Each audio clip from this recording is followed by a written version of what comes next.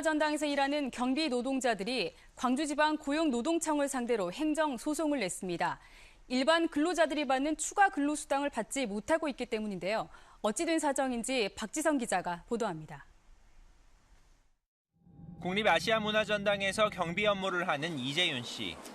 휴일 없이 격일로 하루 16시간씩 일하지만 일반 근로자들이 받는 추가 수당은 받지 못합니다. 이 씨를 고용한 용역업체가 경비원들이 근로기준법 적용에서 제외되는 감시단속 근로자라고 주장하고 있기 때문입니다.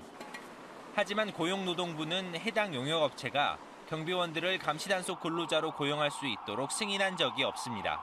많이 부당하죠. 저희는 지금 근로기준법 적용을 못 받고 있기 때문에요. 주휴수당이라든지 야간 연장 수당이라든지 그런 부분을 전혀 혜택 받지 못하고. 이 때문에 지난해 9월 경비원들이 임금체불 진정을 접수했지만 광주지방고용노동청의 조사는 이루어지지 않았습니다.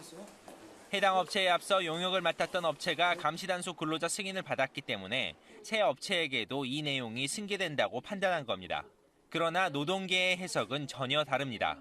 원청의 이 경비 업무를 하청으로 맡겼을 경우에는 하청업체가 수시로 바뀌게 됩니다.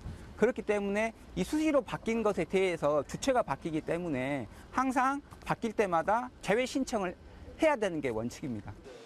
결국 경비원들이 업무 내용이 달라져 승계 효과가 없다며 감시단속 승인을 취소하라는 행정소송을 내자 노동청은 승계업체에 승인을 낸 적이 없다며 입장을 바꿨습니다.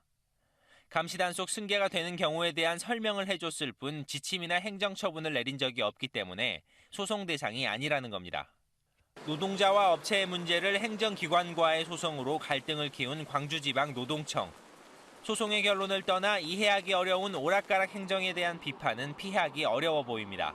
KBS 뉴스 박지성입니다.